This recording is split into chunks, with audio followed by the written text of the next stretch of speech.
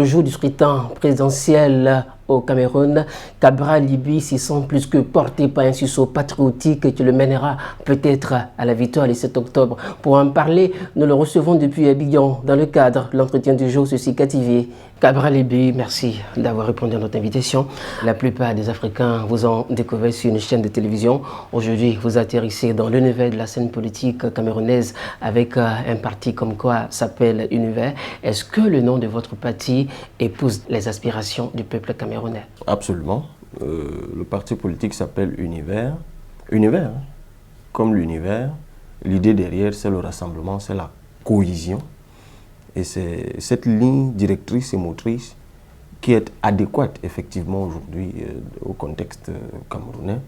Un pays profondément divisé, un pays morcelé par le tribalisme, l'ethnicisme, le sectarisme, un pays partitionné par la malgouvernance avec d'un côté une poignée d'individus qui font de l'État ce qu'ils veulent et de l'autre côté une grande majorité qui est misérable.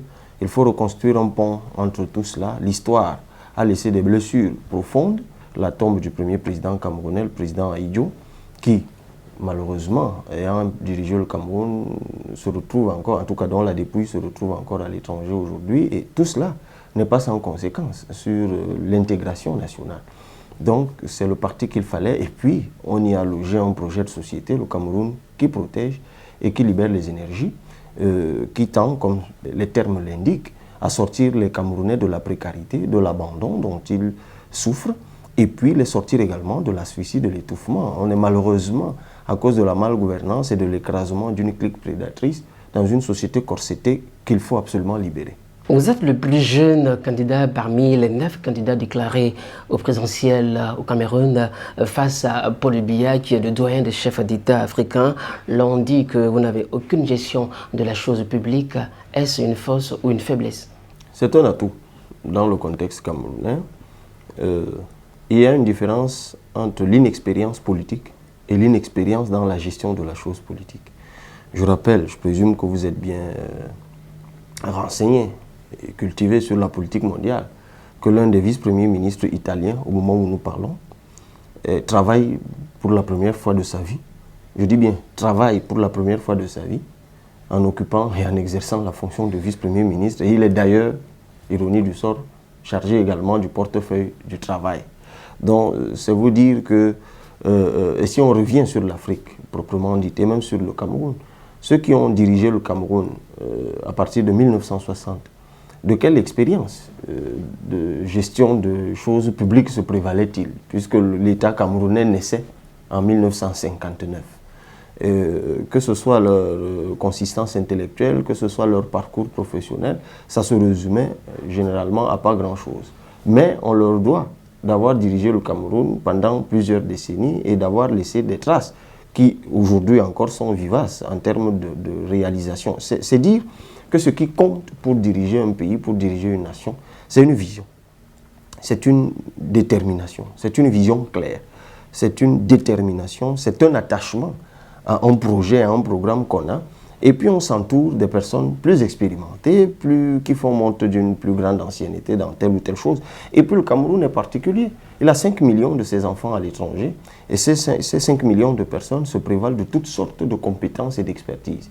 Donc ils ne demandent qu'à rentrer. Et au Cameroun, je vous l'ai dit, nous sommes dans une société étouffée, où les meilleurs sont dans les teignoirs, et ce sont les médiocres qui en voient au chapitre. Et pour toutes ces raisons, il faut remettre les choses en l'état. Et il faut effectivement quelqu'un de neuf, quelqu'un qui ne sort pas de ce carcan, de ce système-là, et qui ne sera donc pas tenu par des liens rétrogrades ou d'enfermement dans un système, celui que je viens de décrire. C'est un atout incroyable, il est même inédit, il est même historique. Néanmoins, je me prévaux d'une étoffe politique bien connue, que je me suis construite depuis 14 ans, que je suis dans le champ politique.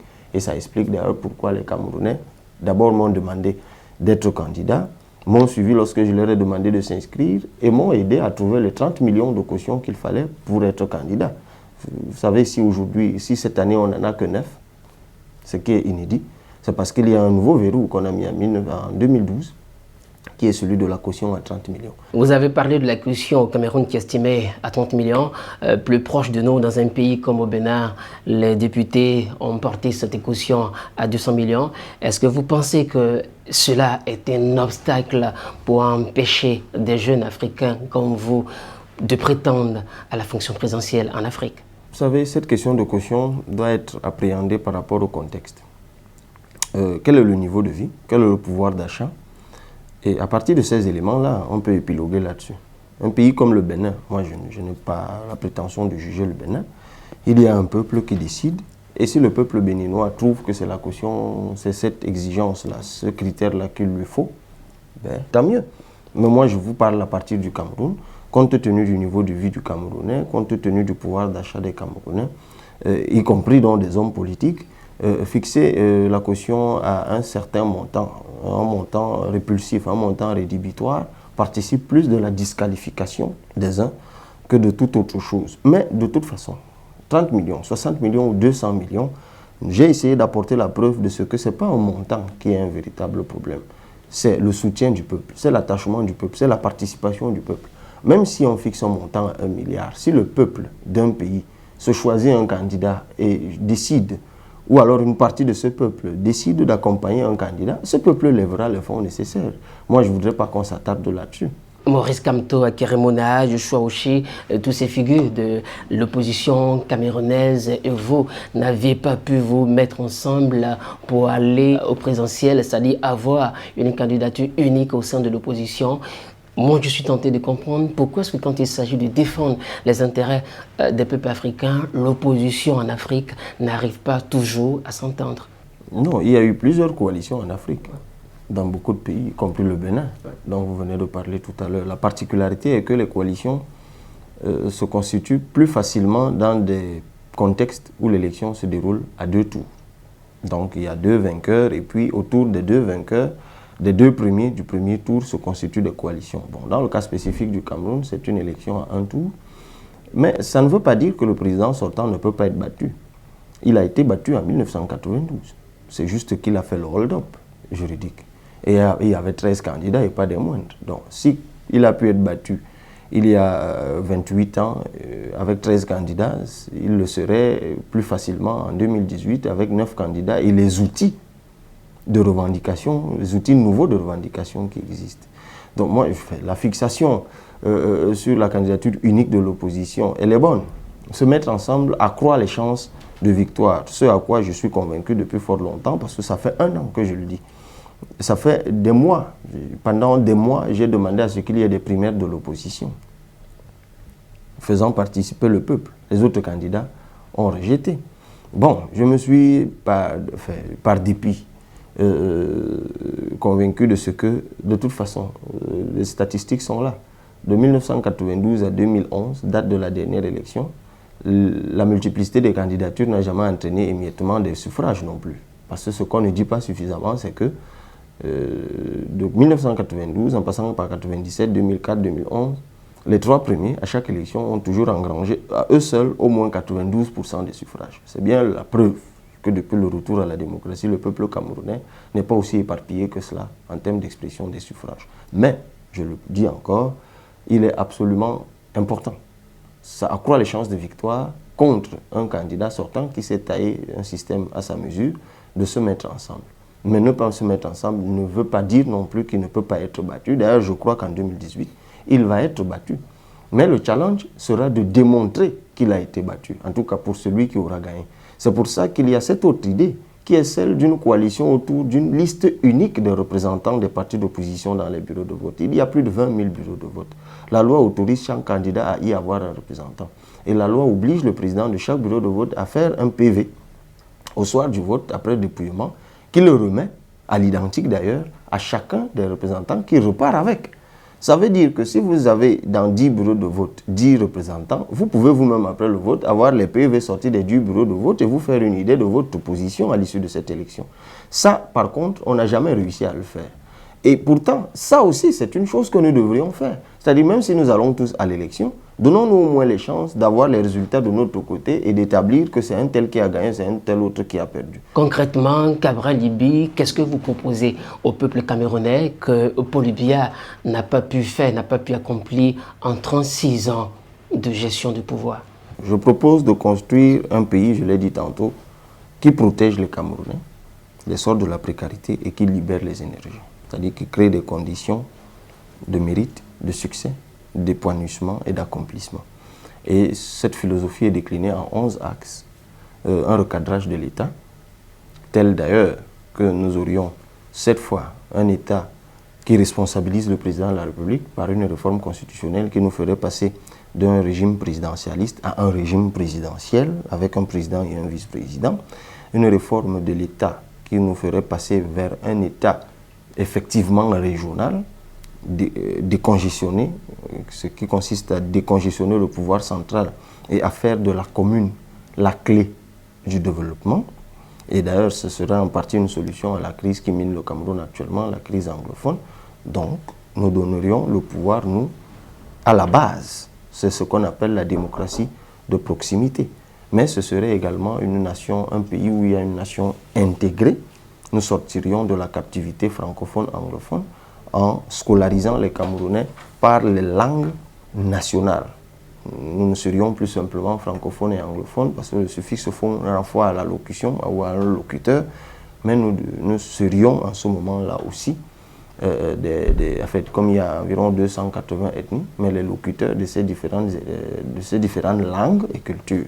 Ça, c'est une chose. Nous avons également une économie porteuse de croissance qui sort du cliché du big push actuel du Cameroun où l'État fait tout à la fois et ne sait plus exactement ce qu'il fait dans une coordination incroyable. Nous avons des secteurs prioritaires sur lesquels nous reposons notre économie, l'agro-industrie, en mettant en exploitation en 5 ans 1 million d'hectares de foncier et en créant dans chaque commune rurale du Cameroun une agro-industrie.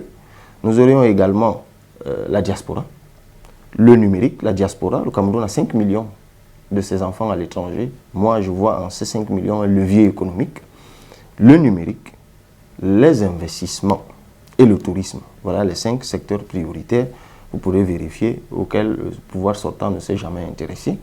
Un système éducatif de mission et d'innovation. Nous ferions de l'école un lieu d'acquisition du savoir-faire et non plus un lieu d'empilement ou de compilation des diplômes. Nous proposons le plein emploi, nous proposons une diplomatie de proactivité, nous proposons un sport de conquête, nous proposons un pays qui place le citoyen à l'abri de la vulnérabilité, dont nous nous intéressons aux catégories dites vulnérables, la question de la femme, la question de la veuve, la question de l'orphelin, la question du vieux, du retraité, parce que le taux de mortalité des personnes qui vont en retraite est très élevé au Cameroun, parce qu'ils ne préparent pas la retraite. Et puis nous régulerions évidemment la question du chômage, parce que nous démontrons que par l'agro-industrie, les investissements et la construction, nous créons en 5 ans 3 millions d'emplois. Cela a été très clairement démontré. Alors Cabral Liby, nous sommes au terme de cet entretien sur Sika TV. Avez-vous un dernier message? Je m'adresse d'abord aux Camerounais en leur disant de rester mobilisés, dynamiques, déterminés. 2018 marque la fin d'un cycle et le début d'un autre. Il faut qu'ils aient le courage et la force d'aller au bout. Ça ne va pas être facile, mais la dynamique, elle est très bonne. Je crois que ceux qui font l'analogie entre le président Macron et moi ne tiennent pas tant compte du paysage ou du contexte. Ils font allusion à l'âge, tout simplement. Parce qu'on a une année, je crois, d'écart, ou une année et demie. Et moi, je considère que c'est prémonitoire de ma victoire, tant mieux.